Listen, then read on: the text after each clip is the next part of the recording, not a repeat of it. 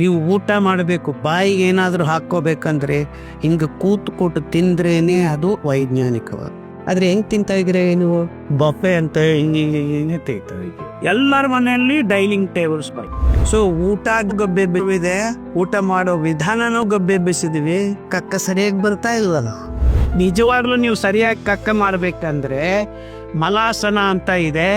3 ನಿಮಿಷ ನೀವು ಮಲಾಸನಲ್ಲಿ ಕೂತ್ಕೊಳ್ರಿ, immediate relief ಬರುತ್ತೆ ನಿಮ್ಗೆ. ಇದು ಯಾಕಾಗಿದೆ? ನಿಮ್ಮ ಕೊಬ್ಬು ಸರಿ ಇಲ್ಲ. ಸೊ ಪರಿಷ್ಕಾರ ಎಲ್ಲಿದೆ? ಹಾಸ್ಪಿಟಲ್ ಅಲ್ಲಿ ಇದೆಯಾ? ಆರೋಗ್ಯ ಎಲ್ಲಿ ಕಲ್ಕೊಂಡಿದ್ದೀರಾ?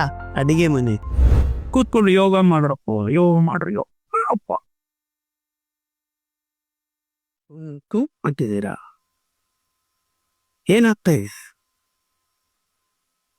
ರಕ್ತ ಪ್ರಸಾರ ಸರಿಯಾಗಿ ಆಗ್ತಾ ಇಲ್ಲ.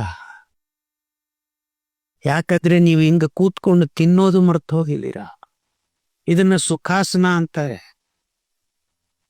ನೀವು ಊಟ ಮಾಡಬೇಕು, ಬಾಯಿಗೆ ಏನಾದರೂ ಹಾಕ್ಕೋಬೇಕಂದ್ರೆ ಹಿಂಗ ಕೂತ್ಕೊಟ್ಟು ತಿಂದ್ರೇನೆ ಅದು ವೈಜ್ಞಾನಿಕವಾಗಿ. ಯಾಕೆ ಹೇಳಿ? ನಿಮ್ಮ ಗುದದ್ವಾರ ಮುಚ್ಕೊಂಡಿರುತ್ತೆ. You have a tube. Even you want to fill, one side should be closed so that the pressure is not building up here and there. ಈಗ ನನ್ಗೆ ಹೂಸು ಬಂದ್ರೆ ಹೂಸು ಬರಲ್ಲ, ಹಿಂಗೆ ಎತ್ತಿದ್ರೇನೆ ಹೂಸು. ಅರ್ಥ ಅಂತ ಇದೇನು ಇವು? ಆದ್ರೆ ಹೆಂಗ್ ತಿಂತಾ ಇದ್ರೆ ನೀವು ಬಫೆ ಅಂತ ಹಿಂಗೆ ತೆಗಿತಾ ಇದೀವಿ. ಇಲ್ಲ ಆದ್ರೆ ಹಿಂಗ ಕೊಟ್ಟು ಅದು ಗುದದ್ವಾರ ಅರ್ಧ ಓಪನ್ ಆಗಿದೆ, ಅರ್ಧ ಕ್ಲೋಸ್ ಆಗ. We have not asked this question. ಎಲ್ಲರ ಮನೆಯಲ್ಲಿ ಡೈನಿಂಗ್ ಟೇಬಲ್ಸ್ ಬೈ. ಸೊ ಊಟ ಗಬ್ಬೆ ಇದೆ, ಊಟ ಮಾಡೋ ವಿಧಾನನೂ ಗಬ್ಬೆ ಬೆಸಿದೀವಿ. ಕಕ್ಕ ಸರಿಯಾಗಿ ಬರ್ತಾ ಇಲ್ವಲ್ಲ. ಯಾಕಂದ್ರೆ ಹಿಂಗೆ ಕೂತಿಯದ, ಅರ್ಧನೇ ಓಪನ್ ಆಗಿರು. ನಿಜವಾಗ್ಲೂ ನೀವು ಸರಿಯಾಗಿ ಕಕ್ಕ ಮಾಡ್ಬೇಕಂದ್ರೆ ಮಲಾಸನ ಅಂತ ಇದೆ. ನಿಮ್ಮ 6 ಬೆರಳ ಮೇಲೆ ನೀವು ಕೂತ್ಕೋಬೇಕು. ನಿಮ್ಮ ಮಡಿ ಅಂಡು ಮೇಲೆ ಇರಬೇಕು. ಆವಾಗ ಗುದದ್ವಾರ ಪೂರ್ತಿಯಾಗಿ ಓಪನ್ ಆಗಿದೆ. ಬವಲ್ಸ್ ಮೂವ್ ಅಂತ, ಮೂವ್ಮೆಂಟ್ ಆಫ್ ಬವಲ್ಸ್. ಈಗ ಡಾಕ್ಟರ್ ಖಾದರ್ ಹೇಳಿದಾರಂತ ಹಿಂಗೆ ಹೋಗಿ ಮಾಡಬೇಡಿ. ಹಿಂದೆ ಮುಂದೆ ಬಿಂದರು ಮೂಗು. ಆಮೇಲೆ ನನ್ನ ಮೇಲೆ ಮೈಸೂರು ಬೆಂಗಳೂರು ಸರಿ ಹೋಗಿದೆ. ಅಮೆರಿಕಾದಲ್ಲ ನನ್ನ ಮೇಲೆ ಕೇಸ್ ಹಾಕ್ಬಿಡ್ತ. ಅದು ಸಾಧನೆ ಮಾಡಬೇಕು. 3 ನಿಮಿಷ ನೀವು ಮಲಾಸನಲ್ಲಿ ಕೂತ್ಕೊಳ್ರಿ, ಇಮ್ಮಿಡಿಯೇಟ್ ರಿಲೀಫ್ ಬರುತ್ತೆ ನಿಮ್ಗೆ. ನಿಮ್ಮ ನರನಾಲಿಗಳು ಸಂಯೋಜನೆ ಶುರು ಆಗತ್ತೆ. ಅಂದ್ರೆ ಬುದ್ಧಿಮಾನ್ಯ ಮಕ್ಕಳು, ನಡಕ ರೋಗ, ಪಾರ್ಕಿನ್ಸನ್ಸ್, ಆಲ್ಝೈಮರ್ಸ್ ಅವರು ದಿವಸ 3 ನಿಮಿಷ, ಪಾರ್ಕಿನ್ಸನ್ಸ್ ಇರೋರು ಈ ರೀತಿ ಕೃತಕವಾಗಿ ಆದ್ರೂ ಅಂದು ಕೂತ್ಕೊಳ್ಳಿ. ಆದ್ರೆ ಹಿಂಗೆ ನೀವು ಬೀಳ್ತಾ ಇರ್ತೀರಾ, ನಡುತ್ತಾ ಇರ್ತೀರಾ, ಆದ್ರೂ ಕಟ್ಕೊಂಡು ಒಂದು 5 ಜನ ಹಿಡ್ಕೊಂಡು ಒಂದು 20 ದಿವಸ ಮಾಡಿಸಿದ್ರೆ they start getting their benefit. ಅರ್ಥ ಆಗ್ತಾ ಇದೀನಿ ಹೇಳೋದು? ಇದು ಯಾಕಾಗಿದೆ? ನಿಮ್ಮ ಕೊಬ್ಬು ಸರಿ ಇಲ್ಲ. ನರನಾಳಿಗಳು ಉತ್ಪಾದನೆ ಆಗೋದು ಕೊಬ್ಬು ಅಂಶದಿಂದ. ಕೊಬ್ಬು ಎಲ್ಲಿಂದ ಬಂದಿದೆ? ಈಗ ಕೆಟ್ಟಿರೋ ಕೊಬ್ಬು.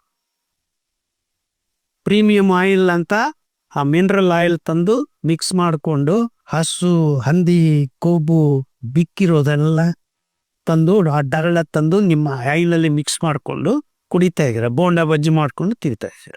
ಹೇಳೋದು ಅರ್ಥ ಆಗ್ತಾ ಇದೆ? ನಾನು ಪ್ರಶ್ನೆ ಕೇಳಿದ್ರ ಏನ್ ತಿಂತಾ ಇದ್ದೀನಿ ನಾನು ಅಂತ? ಇಲ್ಲ, ಝೊಮ್ಯಾಟೊ ಸ್ವಿಗ್ಗಿಯಲ್ಲಿ ಆರ್ಡರ್ ಮಾಡ್ಕೊಂಡು ತಿಂತಾ.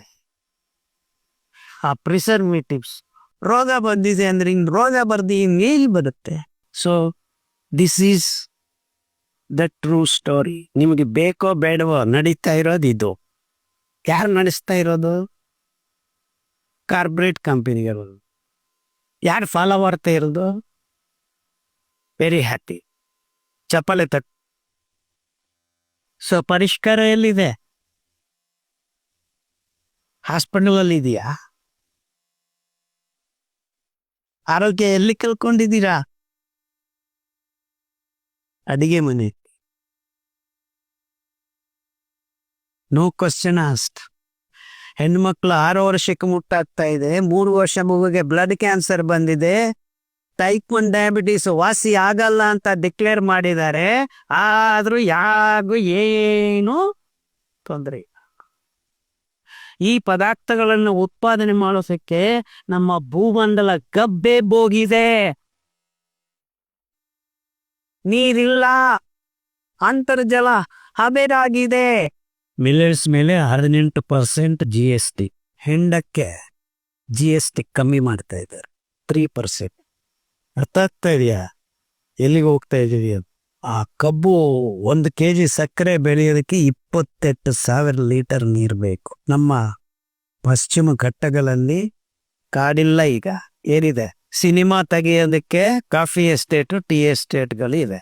ಅಂದ್ರೆ ಬೆಟ್ಟದ ಹಂಚುಗಳಲ್ಲಿ, ಕಣಿವೆಗಳಲ್ಲಿ ಗಾಳಿದ್ರೆ ನೀರನ್ನ, ಬರೋ ಮಳೆಯನ್ನ ಹಿಡ್ಕೊಂಡು ನಿಧಾನವಾಗಿ ಬಿಡಿಸೋ ಕಾರ್ಯಕ್ರಮ ನಡೆಯುತ್ತೆ. ಇಡೀ ವರ್ಷ ನಮ್ಮ ಕಾವೇರಿ ನದಿ ಹರಿತಾ ಇತ್ತು. ಈಗ 6 ತಿಂಗಳು ಸ್ವಿಚ್ ಆಫ್. ಯಾಕಲ್ಲಿ ನೀರಿಲ್ಲ. ಬಿತ್ತಿದ್ದ ಬೀರು ಬುರುತ್ತ ನೆರೆ ಬಂದ್ಬಿಡುತ್ತೆ. ಯಾಕೆ? ಅಲ್ಲಿ ತಡೆದು ಹಿಡ್ಕೊಡೋ ಹತ್ತ ಆ ದೊಡ್ಡ ಮರಗಳು, ಆ ರೂಟ್ ಸಿಸ್ಟಮ್ ಇಲ್ಲದೆ ಇರೋದ್ರಿಂದ ನಡೀತಾ ಇದೆ. ಅಂದ್ರೆ ನೀವು ಕುಡಿತಾ ಇರೋ ಪ್ರತಿಯೊಂದು ಕಪ್ಪು ಕಾಫಿ, ಚಾಯ್ ನಮ್ಮ ಕಾವೇರಿ ನದಿ ಹಬೆ ಆಗೋದಕ್ಕೆ ಕಾರಣ ಅಂತ ನಾನು ಹೇಳಿದ್ರೆ ಜನಕ್ಕೆ ಕೋಪ ಬರುತ್ತೆ. ಏಯ್ ಬಿಡಯ್ಯ, ಬೆಳಗ್ಗೆ ಕಾಫಿ ಒಂದು ಕುಡಿಯೋಕೆ ಬಿಡೋದಿಲ್ಲ ನೀನು. Coffee estate, sugar estate, chai estate, these are the main reasons why almost all the rivers are drying up on this planet. Coffee ಕುಡಿದಿದ್ರೆ ನನ್ನ ಲೈಫ್ ಶುರು ಆಗೋದಿಲ್ಲ ಬೆಳಗ್ಗೆ. Because you are addicted to the caffeine in that particular thing. That's how the corporatization. They know. They have chosen. You are following that lead. That's why the damage. Coffee tea ಕುಡಿಯೋರೆಲ್ಲರೂ ರಾತ್ರಿ ಹೊತ್ತು 2-3 ಸತಿ ಎದ್ದು ಹೇಳಬೇಕು. ಯಾಕೆ? ಉಚ್ಚೆ ತಡೆಯಕ್ಕಾಗತ್ತೆ. ಪಕ್ಕದಲ್ಲೇ toilet ಇರಬೇಕು.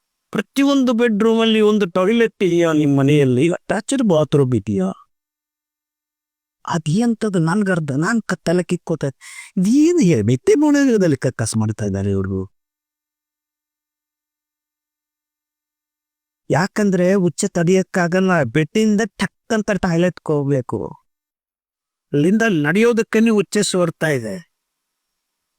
This is the problem faced by 70% of the Young people right now, not old fellows. Coffee tea ಬಿಟ್ರಿ 6 ವಾರದಲ್ಲಿ ಆರಾಮಾಗ್ತೀರಾ. ಸಾವಿರಾರು ಜನ ವಾಸಿ ಮಾಡಿಕೊಂಡಿದ್ದಾರೆ ಈ ಪ್ರಾಬ್ಲಮ್.